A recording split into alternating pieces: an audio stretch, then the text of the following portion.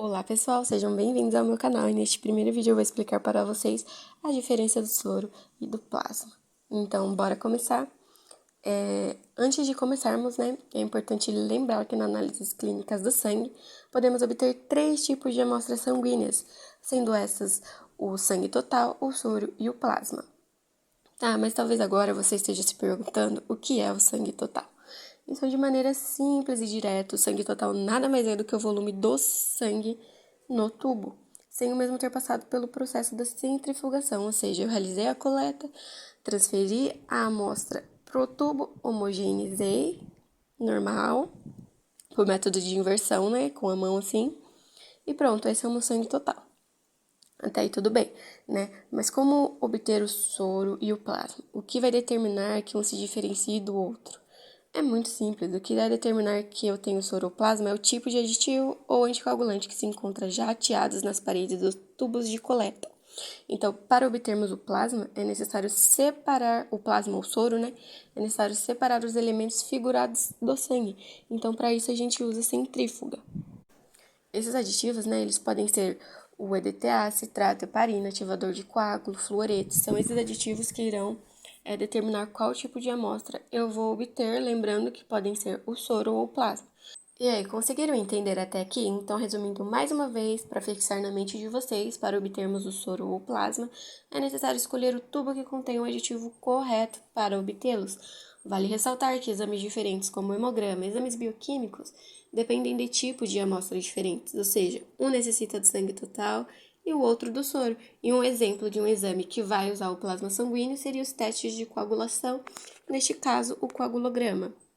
Não iremos nos aprofundar muito nesses assuntos dos tubos de coleta, até porque não é o assunto do vídeo, E eu também pretendo abordar esse tema no próximo vídeo, quem sabe, Então, legal, já sei como obter o soro, já sei como obter o plasma, mas qual é a diferença entre eles? Como já mencionado, após uma amostra ser centrifugada, eu posso ter tanto soro como plasma. Lembre-se que o que vai determiná-los, é o tipo de aditivo que contém no tubo. Então, para a obtenção do soro, a amostra ela deve ser sem anticoagulante, O tubo ele deve ser sem anticoagulante e geralmente são utilizados tubos que contêm ativadores de coágulos. E após a centrifugação, a amostra ela não terá mais o fibrinogênio e nem os fatores de coagulação, pois os mesmos serão consumidos durante o processo da centrifugação, formando um coágulo. Observe as imagens aqui, Note que onde eu tenho o tubo de tampa amarela, eu tenho o soro, Eu tenho ali o soro, o gel separador e um coágulo. O gel separador, ele vai evitar que minha amostra se misture novamente, fornecendo uma maior segurança durante a pipetagem. Diferente do soro, o plasma ele vai possuir os fatores de coagulação e fibrinogênio, e ele é obtido com um anticoagulante, a partir de um tubo com anticoagulante, o que vai bloquear a cascata de coagulação e assim evita que minha amostra coagule. Nessa imagem aqui, o que vocês estão vendo é um tubo que não passou pelo processo da centrifugação. Ou seja, o tubo apenas foi deixado ali paradinho em cima do balcão até ocorrer a separação de todos os elementos.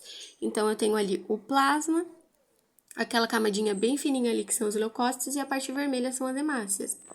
Nessa imagem, a amostra não passou pelo processo de centrifugação, pois eu tenho os elementos ali todos separadinhos. Infelizmente, eu não encontrei, nenhuma imagem com amostras, de plasmas após a centrifugação, mas acredito que nessa imagem aqui vocês consigam diferenciar como seria mais ou menos. Conseguem perceber a diferença? Note que o plasma, quando comparado com a imagem anterior, a gente não tem aquela camadinha fininha ali dos leucócitos. Isso porque o processo de centrifugação, separou ali o plasma das demais células do sangue, fazendo com que essas células ficassem no fundo do tubo. Mas por se tratarem do plasma, eu não tenho a presença de um coágulo, ok? É como se todas as células, ficassem mais pesadas e descessem para baixo do tubo e ficasse ali. Então, de maneira resumida, onde estaria a diferença entre o soro e o plasma?